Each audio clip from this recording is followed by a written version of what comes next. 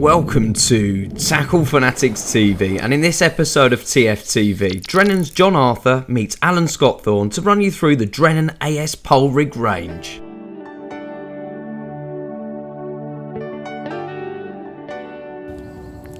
Well, we're on the bank today with none other than five-time world champion Alan Scotthorne, and we're here specifically to have a look at these. Now, these are the new AS rigs from Drennan.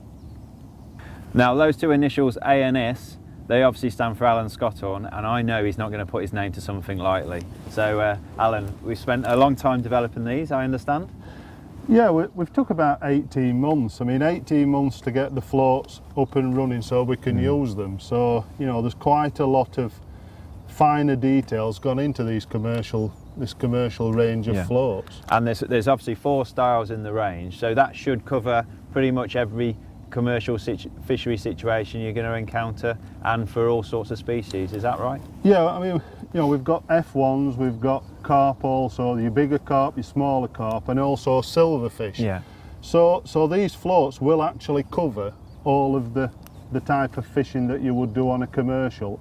Probably the only thing that I wouldn't use them for is fishing shallow, but I'm sure that in the future we'll develop a range of shallow floats as well.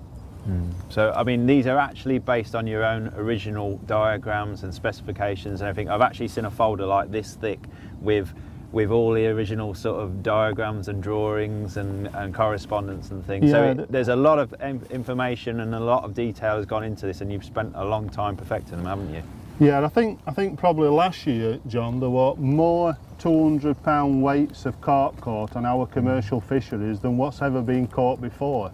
And bearing that in mind, I mean, all these rigs have been put on quite substantial line, but line that again will let the float work correctly. But the fish are getting bigger everywhere, aren't there? There's loads of 10-pound carp in these commercial fisheries now, and I think these rigs reflect that. You know, you've got your silverfish rigs, but you've also got big carp rigs. So we've got every base covered there, I think, haven't we? Yeah, the main thing with commercial floats is that you don't want them to destroy when you lose a fish. Yeah. I mean, this is when floats are at probably the most vulnerable. When a fish comes off at the net or whatever, a float can easily have the eye pull out or the wire bend or whatever.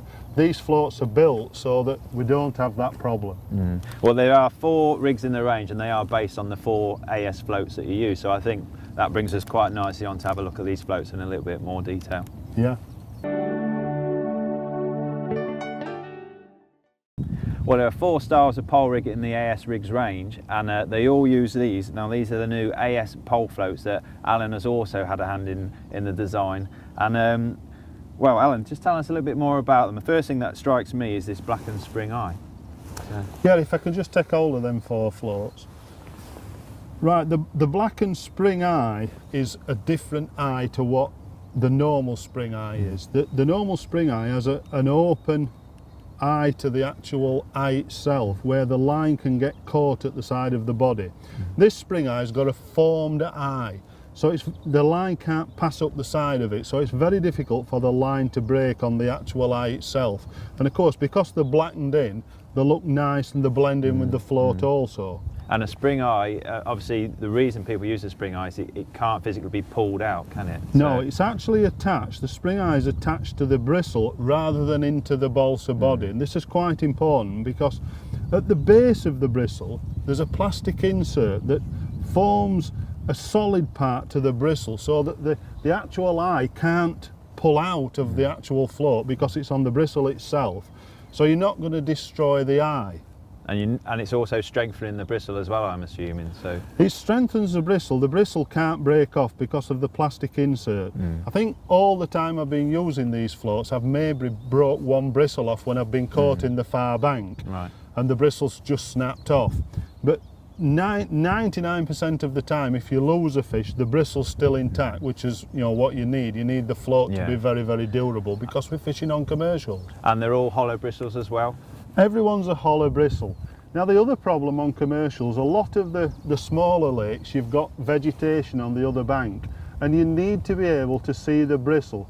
Solid bristles like cane or just solid bristles don't show up against the bankside vegetation. Hollow bristles do. They almost glow from within. They're fantastic to see.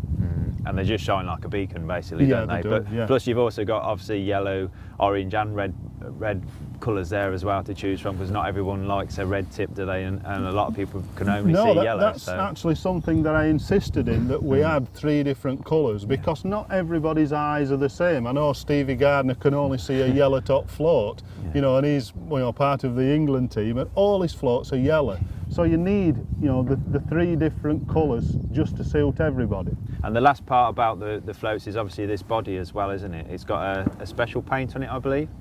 Yeah, it's incredible. When you see the balsa bodies actually made and manufactured, the balsa's really soft. You can actually get the balsa and crush it in your fingers. It's incredible that the acrylic paint, once it's added to the body, makes the body so hard that the line never cuts into the body. I've got some of these floats that I've probably used as much as 15 times, and there's not a single mark on the body itself. Incredible when you think how many fish you're catching at times. I mean, when you catch 100 pound of carp, the amount of pressure on that body is immense.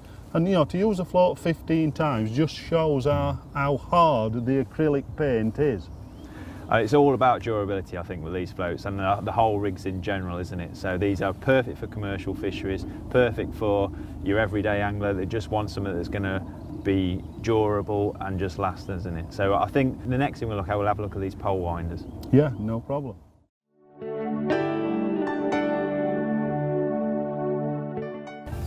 I think it's worth pointing out that even the pole winders themselves have been completely redesigned just for these rigs, haven't they? Yeah, they have, John. I mean, the original pole winders that we had at Drennan were quite soft and used to bend when it was warm, particularly in the summertime.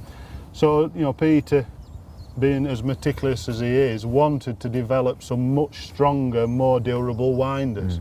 No, I think these are made from glass-filled nylon, I believe. So yeah, I think they are. I mean, if you look at just a standard normal plastic winder, you can break a normal winder very, very easily.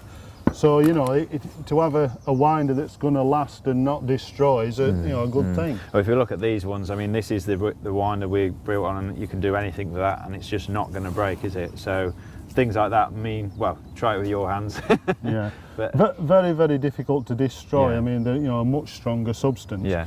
Now also, all of the winders are printed up. They've got all the information for the rig actually printed on the flat part of the winder, which is, is fantastic, because when you look in your box, you can see exactly what you're putting on. Yeah.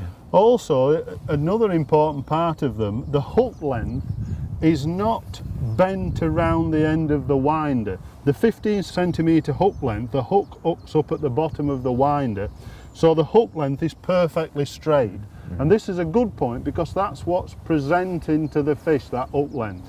The rest of the actual suplex line, you can straighten out very easy by just running your fingers up the line and straighten the line on the rest of the rig. And you've been quite specific about that 15 centimetre or 6-inch hook length. That is the length that most people commonly use for pole fishing these days, isn't it? Yeah, a 15 centimetre hook length is a nice sort of size, for fishing and using most baits with. Yeah, no, I think that's absolutely spot on. So I think we need to have a look at the rigs themselves now. Yeah, let's have a look at the rigs.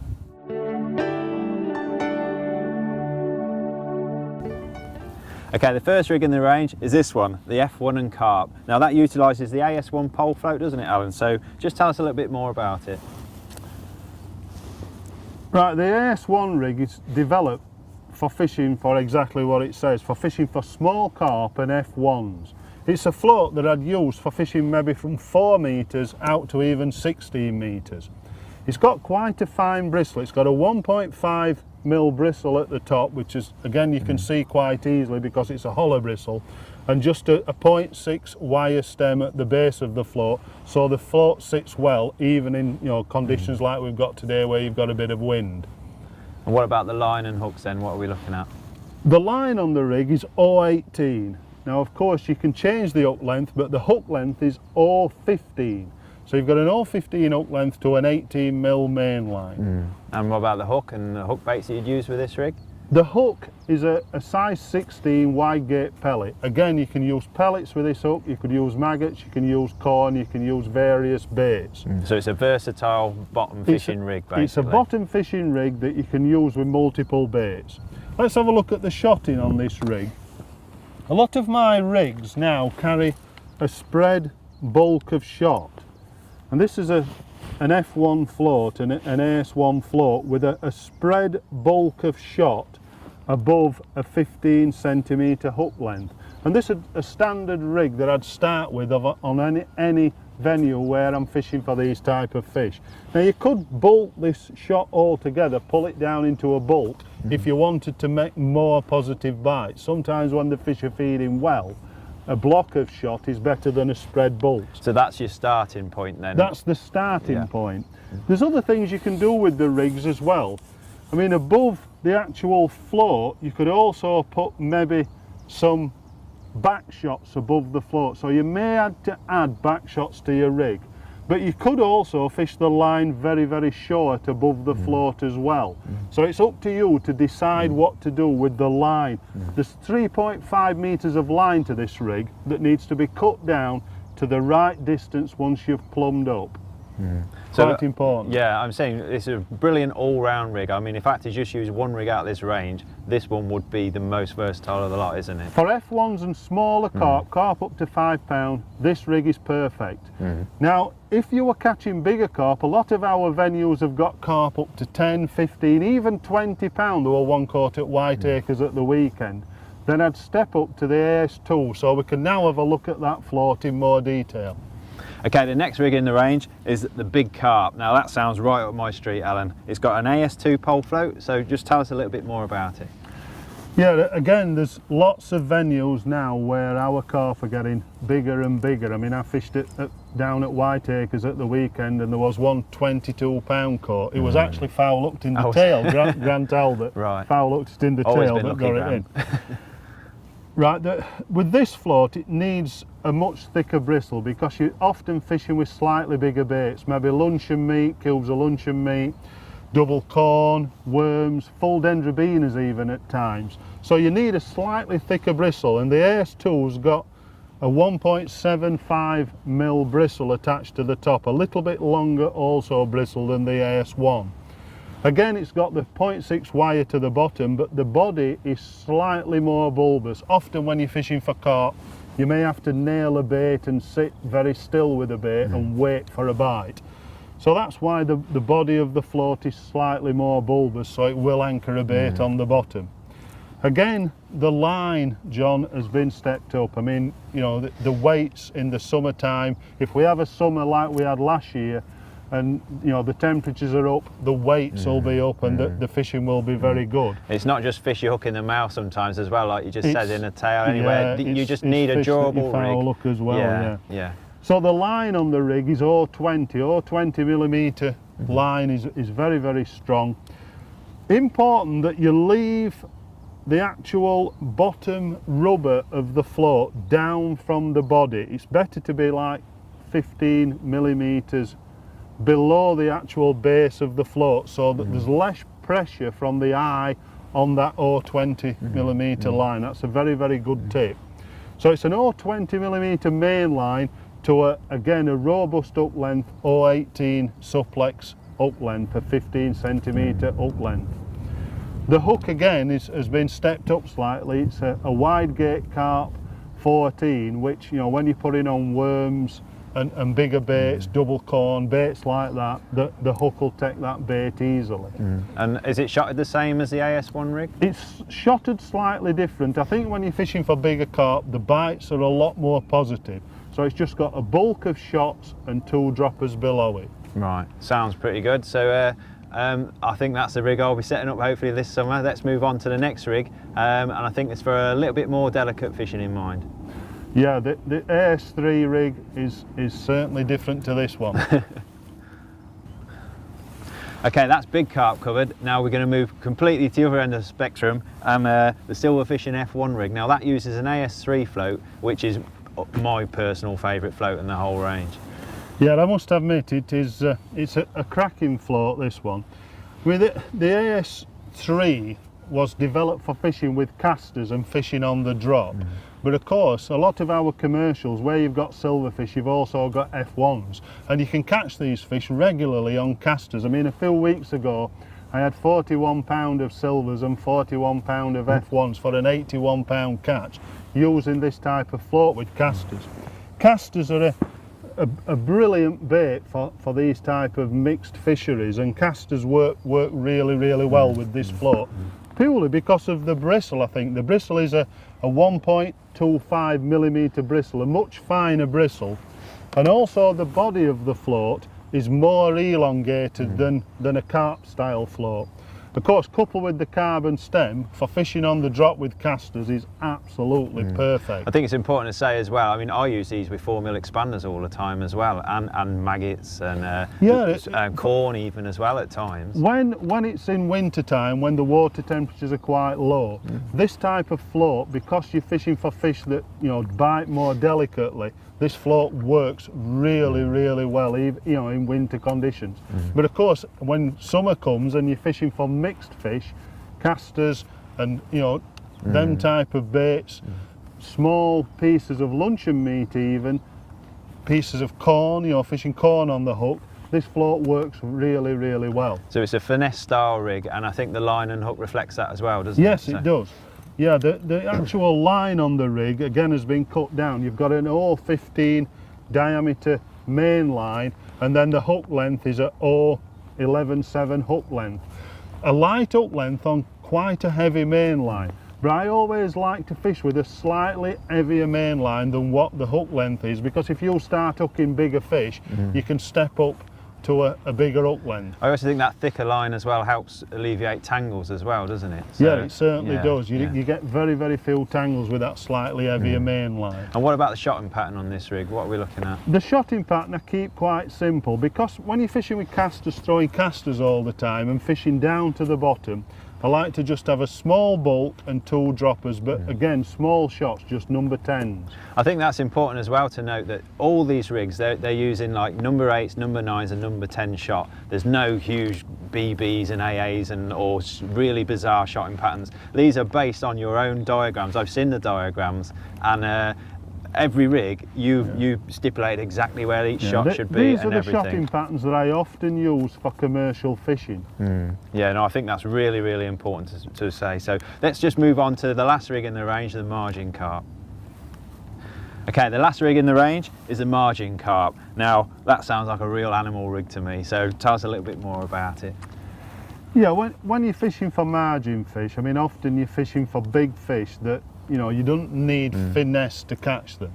You need a robust piece of kit that's not going to let you down. I mean, often these fish you catch in the last hour of the match, when you maybe feed 2 hours from the end and prepare a swim and then go down there. You want your rig not to let you down, because a lot of these fish, you know, they can go to 20 pound at the end of the day, so you don't want your rig to let you down.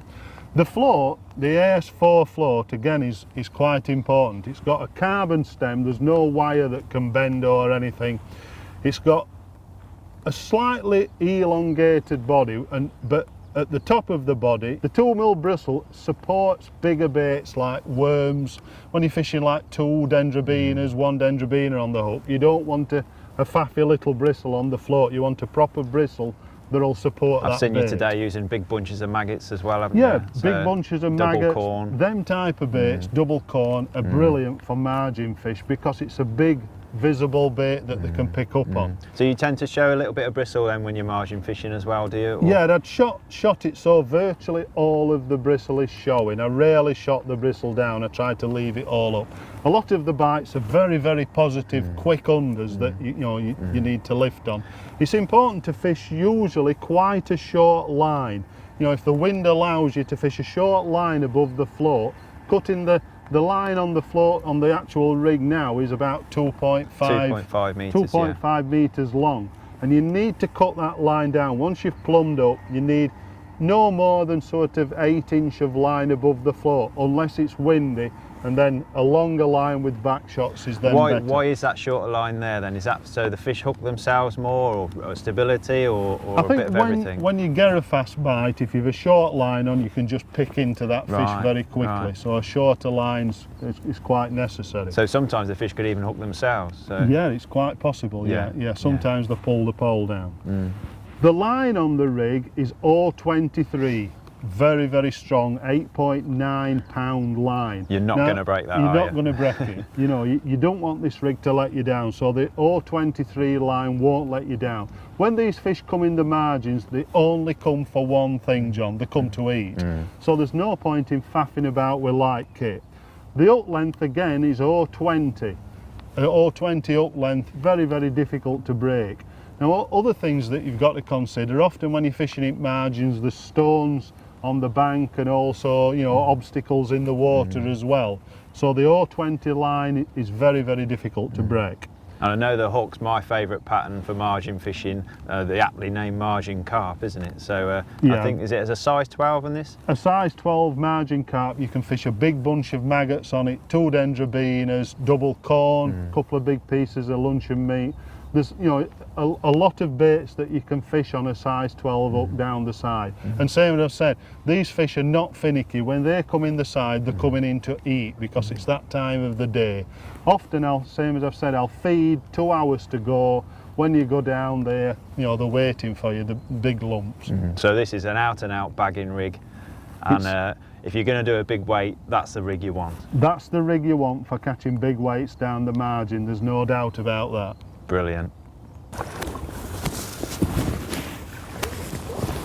Oh, it's a cracking fish, John. Yeah, on the margin rig, right on cue. I think that's pretty much shows how good these rigs are. They are unbelievable quality. They're hand tied in Drennan's own factories, so the quality really is second to none. And little things like the winders, the 15cm hook length that won't kink. I mean, there's 4 stars of rig in the range. I think they're spot on. I think you need to check them out.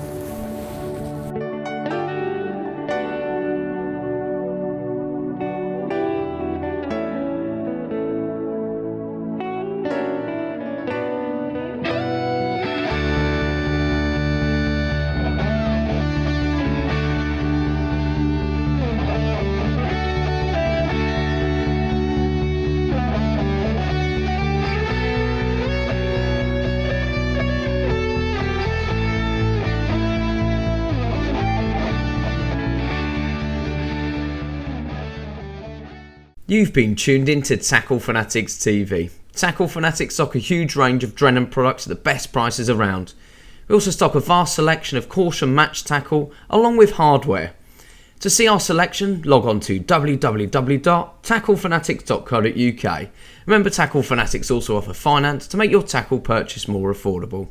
Tight lines and wet nets from everybody at TFTV.